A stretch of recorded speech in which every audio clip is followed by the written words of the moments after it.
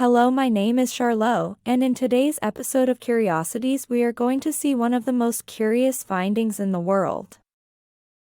Let's start. Let's start by taking a look at this Aztec death whistle.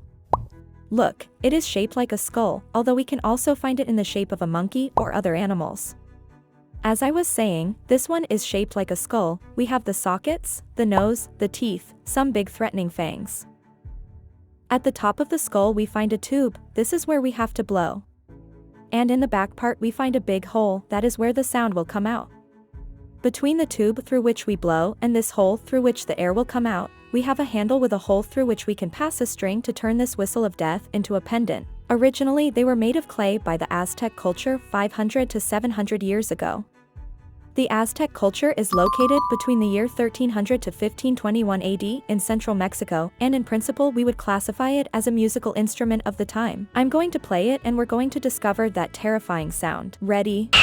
It emits a sound so intense, the sound, as we can describe it, is something like howling, like a wind, like screams. The sound is really disturbing, we could even use it to make horror movies. They are sounds like ghosts, spirits. This in the middle of the night, in a forest, do you hear it? And well, do you run away or? I don't know, write in the comments how you would run away if you hear this sound in the middle of a forest at night. Mexican archaeologists have found in archaeological sites some interesting things, but also very disturbing, such as, for example, remains of a person about 20 years old, this has been in 1999, and in each hand had a whistle of death. Coincidentally, here I have two, one and two, and it was in a temple, in a sacrificial temple. So, that's where the name death whistle comes from. And what was the purpose of these death whistles? This one is no longer useful for anything. What were the whistles of death for? There are several theories. One of them is for battle. The idea is as follows. If each soldier carried a death whistle and emitted that intense and terrifying sound, the enemy could think that there were many, many more people, many more soldiers than there were in reality. Imagine, I don't know, maybe 30 soldiers emitting this sound. How do you know how many there are? I don't know, it sounds like there's a real army behind it. Continuing with the theory of the warlike use, this whistle of death would have a very special characteristic and that justifies it, and it is that the mouthpiece by which we blow is really very big. It does not have a habitual form. For example, if you look at a whistle, the whistle has a very small mouthpiece, but this whistle of death has a really big mouthpiece. Why? Well, one of the theories is that this way you could use it without using your hands. We simply put it in our mouth and hold it with our teeth like this. And we could blow, leaving the hands free for any kind of warlike action. We're going to do a little simulation. Here I'm going to put some Aztec weapons, I'm going to handle it a little bit. At the same time I'm going to use the Aztec death whistle.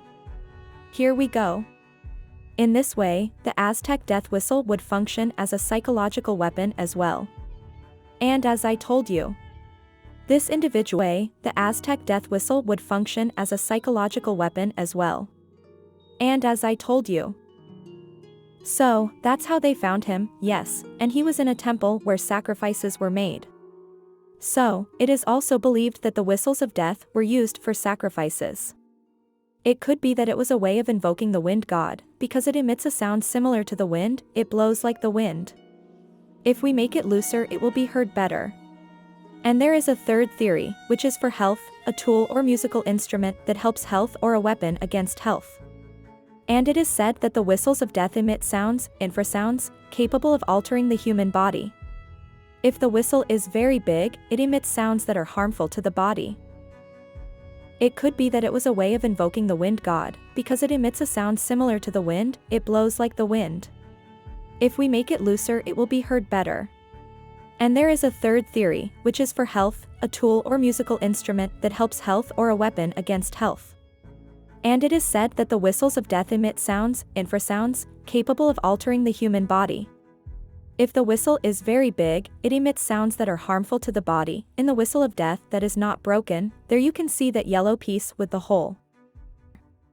The air has just come in, it goes through this hole and then the air comes out.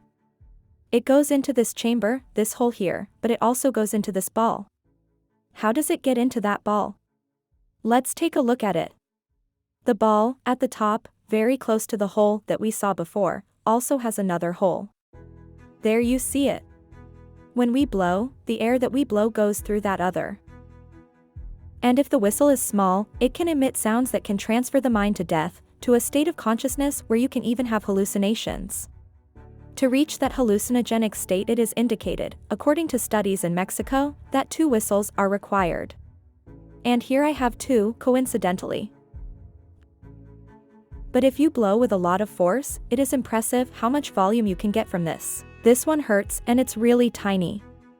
Well, it's time to open it up and see what it's like inside. Here we go. This one is actual and is made of a resin. We are removing what would be the casing of the chambers inside.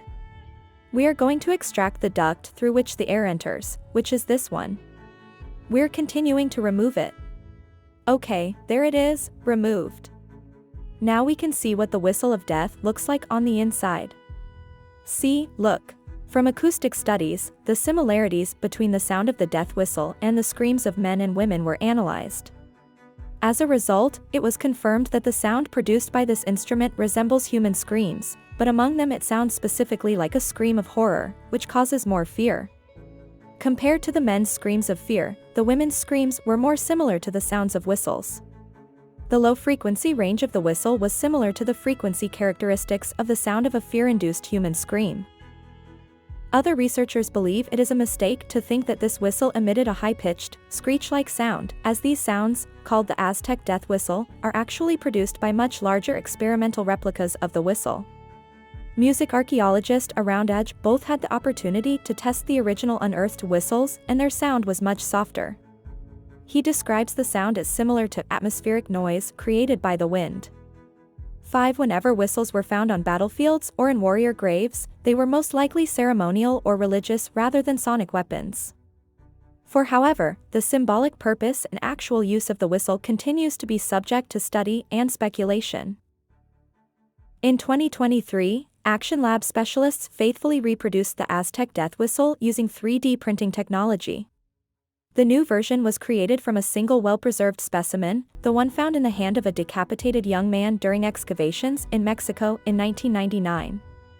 It is shaped like a skull and produces a high-pitched screech when blown. It is believed to have been used before human sacrifices in honor of the wind god Ehecatl. The sound that comes out of the whistle is like a frantic scream. According to James Orgel of YouTube channel Action Lab, this sound is considered the most terrifying sound in the world. Believe it or not, this is not a human scream. The sound of the death whistle instills fear in your heart. The scream effect is greater when you don't see the person blowing the whistle. If you liked the video, do not hesitate to like, subscribe and share it. We will continue uploading videos of curiosities. See you in the next video.